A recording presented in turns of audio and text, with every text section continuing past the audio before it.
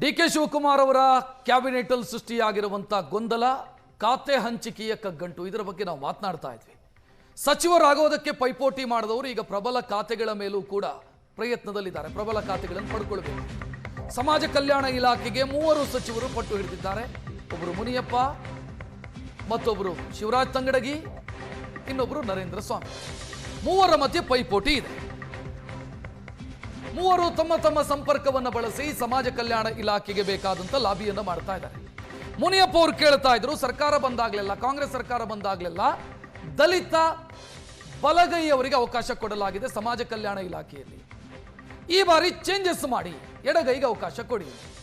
ಶಿವರಾಜ್ ತಂಗಡಗಿ ಮತ್ತು ನರೇಂದ್ರ ಸ್ವಾಮಿ ಅವರು ಕೂಡ ಸಮಾಜ ಕಲ್ಯಾಣ ಖಾತೆಯನ್ನು ಪಡ್ಕೊಳ್ಬೇಕು. ಪ್ರಬಲ ಮತ್ತು ಅತ್ಯಂತ ಹೆಚ್ಚು ಬಜೆಟ್ ಇರುವಂತಹ ಖಾತೆಯೂ ಕೂಡ ಸಮಾಜ ಕಲ್ಯಾಣ ಇಲಾಖೆ. ಸೊ ಅದಕ್ಕಾಗಿ ಪ್ರಯತ್ನವನ್ನು ಮಾಡ್ತಾ ಇದ್ದಾರೆ.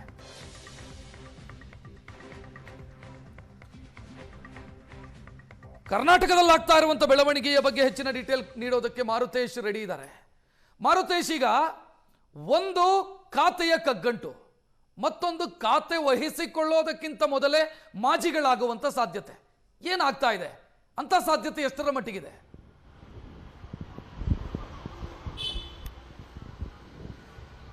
ರಕ್ಷಿತ್, ಈಗ ಹೈಕಮಾಂಡ್ ನಾಯಕರನ್ನು ಮುಖ್ಯಮಂತ್ರಿಗಳು ಭೇಟಿಯಾಗಿದ್ದಾರೆ.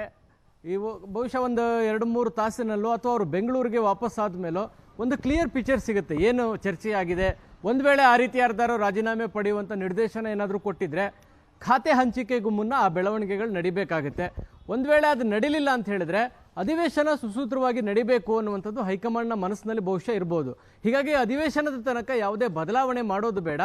ಮಹಿಳಾ ಮತ್ತು ಮಕ್ಕಳ ಖಾತೆಯೊಂದನ್ನು ಬಾಕಿ ಉಳಿಸ್ಕೊಂಡು ಉಳಿದ ಖಾತೆಗಳನ್ನು ಹಂಚೋದಕ್ಕೆ ಯಾವುದೇ ಅಡೆತಡೆಗಳು ಏನಿಲ್ಲ. ಹಾಗಾಗಿ ಆ ಪ್ರಕ್ರಿಯೆ ಆಗಬಹುದಾದಂತಹ ಸಾಧ್ಯತೆಗಳು ಕಾಣಿಸ್ತಾ ಇದೆ. ಯಾಕಂದರೆ ಸೆಷನ್ಗೂ ಮುನ್ನ ಈಗ ಯಾರ್ದಾರು ರಾಜೀನಾಮೆ ಪಡೆದು ಗೊಂದಲಗಳನ್ನು ಮಾಡಿಕೊಂಡ್ರೆ ನಾಳೆ ಅದು ಸೆಷನ್ನಲ್ಲಿ ಸ್ವಪಕ್ಷದವರಿಂದಲೇ ಇಂಪ್ಯಾಕ್ಟ್ ಆಗ್ಬೋದು, ಅಥವಾ ಅವರಿಂದಲೇ ವ್ಯತಿರಿಕ್ತವಾದಂಥ ಅಭಿಪ್ರಾಯಗಳು ಬರ್ಬೋದು. ಸೆಷನ್ಗೆ ಸಹಕಾರ ಸಿಗದೇ ಇರುವಂಥ ಪರಿಸ್ಥಿತಿ ನಿರ್ಮಾಣ ಆಗ್ಬೋದು. ಈ ಬೆಳವಣಿಗೆಯನ್ನು CM ನಿಭಾಯಿಸುವಂಥ ಪರಿಸ್ಥಿತಿಯಲ್ಲಿ ಈಗಿಲ್ಲ. ಹಾಗಾಗಿ ಹೈಕಮಾಂಡ್ ಕೂಡ ಈ ಹಿಂದೆಯೂ ಕೂಡ ಅಧಿಕಾರ ಹಂಚಿಕೆ ವಿಚಾರ ಇವೆಲ್ಲ ಚರ್ಚೆಗೆ ಬರುವಾಗ ಅಧಿವೇಶನಗಳು ಮುನ್ನ ಕರೆದು ಹೈಕಮಾಂಡ್ ಕೂಡ ಮಾತನಾಡ್ತಾ ಇರಲಿಲ್ಲ. ಕಾರಣ ಅಧಿವೇಶನ ಸುಸೂತ್ರವಾಗಿ ನಡೀಬೇಕು ಅನ್ನುವಂಥದ್ದು, ವಿಪಕ್ಷಗಳಿಗೆ ಆಹಾರ ಆಗಬಾರ್ದು ಅಂತ. ಹಾಗಾಗಿ ಬಹುಶಃ ಈ ಬಾರಿಯ ಅಧಿವೇಶನ ಮುಗಿದ ಮೇಲೆ ಆಗಬಹುದಾದಂತಹ ಸಾಧ್ಯತೆಗಳನ್ನು ಎದುರು ನೋಡ್ತಾ ಇದ್ದೀವಿ. ಹಾಗಾಗಿ ಸದ್ಯಕ್ಕೆ ದೆಹಲಿ ನಾಯಕರ ಭೇಟಿಯ ವೇಳೆ ಯಾರ ರಾಜೀನಾಮೆಯನ್ನು ಪಡಿಬೇಕು, ಯಾರು ಪಡಿಬಾರ್ದು, ಅಥವಾ ಹೀಗೆ ಮುಂದುವರಿಬೇಕಾ, ಏನು ನಿರ್ದೇಶನಗಳನ್ನು CMಗೆ ಕೊಟ್ಟಿದ್ದಾರೆ ಅನ್ನೋದು ಭಾಳ ಕುತೂಹಲವಾಗಿ ಉಳಿದಿದೆ. ಬಹುಶಃ CM ಅದನ್ನು ಕ್ಲಾರಿಫೈ ಮಾಡಬೇಕು, ಅಥವಾ ಬಹುಶಃ ಮುನಿಯಪ್ಪ ಅವ್ರಿಗೆ ಏನಾದರೂ ಆ ಥರದ ನಿರ್ದೇಶನ ಏನಾದರೂ ಕೊಟ್ಟಿದ್ದಿದ್ರೆ, ಮುನಿಯಪ್ಪ ಅವರನ್ನ ಮುಖತಃ ನೋಡಿದ್ದಿದ್ರೆ ಬಹುಶಃ ಅವರ ಹಾವಭಾವದಿಂದಲೇ ಹೇಳ್ಬೋದಾಗಿತ್ತು ಇಂಥದ್ದೊಂದು ಥರ ಕಾಣಿಸ್ತಾ ಇದೆ ಅಂತ. ಹಾಗಾಗಿ ಮುನಿಯಪ್ಪ ಅವರ ಮುಖತಃ ಹತ್ರದಿಂದ ನೋಡದೇ ಇರುವ ಕಾರಣಕ್ಕಾಗಿ ಅದನ್ನು ಹೇಳೋದು ಕಷ್ಟ ಆಗ್ತಾ ಇದೆ. ಮಾರುತೇಶ್, ಈ ಬಾರಿ ಸಿದ್ದರಾಮಯ್ಯನವರು ಯಾಕೆ ದಿಲ್ಲಿಗೆ ಹೋಗಿಲ್ಲ? ಖಾತೆ ಹಂಚಿಕೆ ಒಂದು ದೊಡ್ಡ ನಿರ್ಣಯವನ್ನು ತೆಗೆದುಕೊಳ್ಳಬೇಕು, ಯಾರನ್ನಾದರೂ ಬದಲಿ ಮಾಡಬೇಕು ಅನ್ನುವ ನಿರ್ಣಯವನ್ನು ತೆಗೆದುಕೊಳ್ಳುವಾಗ ಡಿ.ಕೆ. ಶಿವಕುಮಾರ್ ಏಕಾಂಗಿ ಹೋದ ಕಾರಣ ಏನಂದರೆ ಸಿದ್ದರಾಮಯ್ಯನವರು ಅಸಹಕಾರ ಅನ್ನೋದನ್ನು ಏನಾದರೂ ಶುರು ಮಾಡಿದಾರಾ? ಯಾಕಂದರೆ ಸೆಷನ್ಗೆ ಬರೋಲ್ಲ, ಶಿವಣ್ಣವ್ರನ್ನ ಮಂತ್ರಿ ಮಾಡಿ, ಗಾಯತ್ರಿ ಶಾಂತೇಗೌಡರನ್ನ ಮಂತ್ರಿ ಮಾಡಲಿಕ್ಕೆ ಬಿಡಲ್ಲ. ಖಾತೆ ಹಂಚಿಕೆ ವಿಷಯಕ್ಕೆ ಡಿ.ಕೆ. ಶಿವಕುಮಾರ್ ಸಿದ್ದರಾಮಯ್ಯನವ್ರ ಜೊತೆ ಒಂದು 1.5 ತಾಸು ಚರ್ಚೆ ಮಾಡಿದರು. ಆದರೆ ಅನೇಕರು ಹೇಳುವ ಪ್ರಕಾರ ಸಿದ್ದರಾಮಯ್ಯನವರು ನನಗೇನು ಸಂಬಂಧ ಇಲ್ಲ, ನೀವು ದಿಲ್ಲಿಗೆ ಹೋಗಿ ಮಾಡ್ಕೊಂಡು ಬನ್ನಿ ಅಂತ ಹೇಳಿದರು. ನಿಜಾನ ಇದು?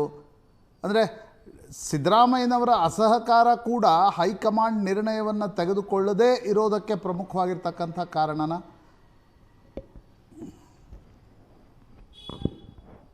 ಅಲ್ಲ, ಖಂಡಿತ ಅದು ಪ್ರಮಾಣ ವಚನ ದಿನದಿಂದಲೇ ಪ್ರಾರಂಭ ಆದಂಗೆ ಕಾಣಿಸ್ತಾ ಇದೆ ಪ್ರಶಾಂತ್ ಸರ್.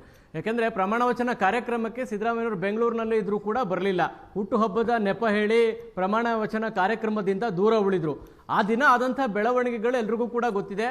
ಗಾಯತ್ರಿ ಶಾಂತೇಗೌಡರನ್ನ ಪ್ರಮಾಣ ವಚನ ತೆಗೆದುಕೊಳ್ಬಾರ್ದು ಅಂಥೇಳಿ ಖಡಕ್ಕಾಗಿ ಅವರಿಗೆ ನಿರ್ದೇಶನ ಕೊಟ್ಟಿದ್ದು CM ಅಲ್ಲ, ಸಿದ್ದರಾಮಯ್ಯನವರೇ ಆ ಒತ್ತಡವನ್ನು ಹಾಕಿ ಯಾವುದೇ ಕಾರಣಕ್ಕೂ ನೀವು ಪ್ರಮಾಣ ವಚನ ತೆಗೆದುಕೊಳ್ಬಾರ್ದು ಅಂತೇಳಿ ಸೂಚನೆ ಕೊಟ್ಟರು. ಅವರು ಪ್ರಮಾಣ ವಚನ ಕಾರ್ಯಕ್ರಮಕ್ಕೆ ಹೋಗದೇ ಇದ್ದಾಗಲೇ ಒಂದು ಸಂದೇಶ ರವಾನೆ ಆಯಿತು. ಸಿದ್ದರಾಮಯ್ಯನವರು ಸಚಿವ ಸಂಪುಟ ವಿಸ್ತರಣೆ ವಿಚಾರದಲ್ಲಿ ಅಸಮಾಧಾನಗೊಂಡಿದ್ದಾರೆ ಎನ್ನುವ ಮೆಸೇಜು ಪಾಸ್ ಆಗಿದೆ. ಈಗ ದೆಹಲಿಗೂ ಕೂಡ ಅವರು ಹೋಗಲಿಲ್ಲ. ಅದಕ್ಕೂ ಮುಂಚೆ CM ಹೋಗಿ ಅವರ ಜೊತೆಗೆ ಚರ್ಚೆ ನಡೆಸಿದರು.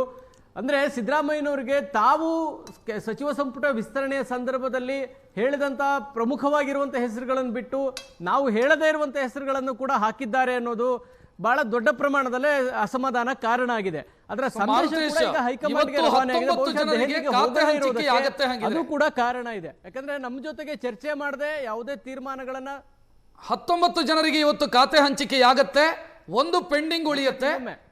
ಏನೇ ಚೇಂಜಸ್ ಇದ್ರೂ ಅಧಿವೇಶನ ಮುಗಿದ ನಂತರ ಹಂಗಿದ್ರೆ ಈಗಿರೋ ಮಾಹಿತಿ ಪ್ರಕಾರ ಸದ್ಯದ ಬೆಳವಣಿಗೆಯನ್ನು ನೋಡಿದ್ರೆ ಅದೇ ರೀತಿ ಕಾಣಿಸ್ತಾ ಇದೆ. ಯಾಕಂದ್ರೆ ಈಗ ಮಹಿಳಾ ಕೋಟದಲ್ಲಿ ಯಾರಾಗಬೇಕು ಅನ್ನೋದ್ರ ಬಗ್ಗೆ ಗೊಂದಲಗಳಿದಾವೆ, ಅದಿನ್ನೂ ಫೈನಲ್ ಆಗ್ಲಿಕ್ಕೆ ಸಾಧ್ಯ ಆಗಿಲ್ಲ. ಈಗ ಖಾತೆ ಹಂಚಿಕೆ ಮಾಡದೆ ಸಚಿವರುಗಳು ಹೋಗಿ ಅಧಿವೇಶನದಲ್ಲಿ ಕುಳಿತುಕೊಳ್ಳೋದಕ್ಕಾಗೋದಿಲ್ಲ. ಈಗ ಸಚಿವರುಗಳಿದ್ದು ಖಾತೆನೇ ಇಲ್ಲ ಅಂದ್ರೆ ಯಾವ ಪ್ರಶ್ನೆಗಳಿಗೆ ಯಾರು ಉತ್ತರ ಕೊಡ್ತಾರೆ ಅದು ಕೂಡ ಪ್ರಶ್ನೆಯಾಗಿ ಕಾಡುತ್ತೆ. ಹೀಗಾಗಿ ಖಾತೆ ಹಂಚಿಕೆ ಮಾಡಬೇಕಾಗಿರೋದು ಈಗ ಇರುವಂತ ಮೊದಲ ಪ್ರಯಾರಿಟಿ.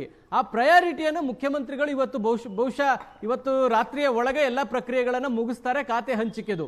ಈಗ ಯಾರನ್ನ ಒಳಗಡೆ ತೆಗೆದುಕೊಳ್ಬೇಕು, ಯಾರ ರಾಜೀನಾಮೆಯನ್ನು ಕೊಡಬೇಕು, ಅಧಿವೇಶನ ಗುರುವಾರ ಮುಂದೆ ಇಟ್ಕೊಂಡು ಈ ತೀರ್ಮಾನವನ್ನ ಬಹುಶಃ ಹೈಕಮಾಂಡ್ ಕೂಡ ತೆಗೆದುಕೊಳ್ಳುವಂತಹ ಧೈರ್ಯ ತೋರಲಿರ್ಲಿಕ್ಕಿಲ್ಲ, ಅಥವಾ ಸಿಎಂ ಕೂಡ ಸಜೆಷನ್ಸ್ ಕೊಟ್ಟಿರುವಂತಹ ಸಾಧ್ಯತೆಗಳಿದಾವೆ. ಯಾಕಂದ್ರೆ ಈಗ ಗುರುವಾರದಿಂದ ಅಧಿವೇಶನ ಶುರುವಾಗ ನಾವು ರಾಜೀನಾಮೆ ಕೊಟ್ಟು ಇನ್ನೊಬ್ಬರನ್ನ ಮಾಡಿ ಅಧಿವೇಶನಕ್ಕೆ ಹೋಗೋದು ಸರಿಯಲ್ಲ. ಆಮೇಲೆ ಸಾಕಷ್ಟು ಜನ ಅಸಮಾಧಾನಗೊಂಡಿದ್ದಾರೆ. ಕೃಷ್ಣಪ್ಪ ಮಾತ್ರ ಅಲ್ಲ, ಜಯಚಂದ್ರ ಅಸಮಾಧಾನಗೊಂಡಿದ್ದಾರೆ, ಯಶವಂತರಾಯಗೌಡ ಪಾಟೀಲ್ ಅಸಮಾಧಾನಗೊಂಡಿದ್ದಾರೆ. ಒಬ್ಬರ ಅಸಮಾಧಾನ ತಣಿಸೋಕೆ ಹೋಗಿ ಉಳಿದಂಥವರು ಕೂಡ ಅದೇ ಪಟ್ಟನ್ನು ಹಿಡಿದು ಅದು ಅಧಿವೇಶನದ ಮೇಲೂ ಇಂಪ್ಯಾಕ್ಟ್ ಆಗಬಹುದಾದಂತಹ ಆತಂಕಗಳಿದಾವೆ. ಬಹುಶಃ ಆ ಕಾರಣಕ್ಕಾಗಿ ಸದ್ಯಕ್ಕೆ ಈ ತಲೆಬಿಸಿ ಬೇಡ, ಅಧಿವೇಶನವನ್ನು ಸುಸೂತ್ರವಾಗಿ ನಡೆಸೋಣ ಅನ್ನುವಂಥ ತೀರ್ಮಾನಕ್ಕೆ ಏನಾದರೂ ಬಂದಿದ್ರೆ ಕೇವಲ ಖಾತೆ ಹಂಚಿಕೆ ಮಾತ್ರ ಆಗುತ್ತೆ. ಮಹಿಳಾ ಮತ್ತು ಮಕ್ಕಳ ಖಾತೆಯನ್ನು ಹಾಗೆ ಪೆಂಡಿಂಗ್ ಇಟ್ಟು ಮುಂದೆ ಹೋಗಬೇಕಾದಂತ ಪರಿಸ್ಥಿತಿ ನಿರ್ಮಾಣ ಆಗುತ್ತೆ. ಖಾತೆ ಹಂಚಿಕೆಯಿಂದ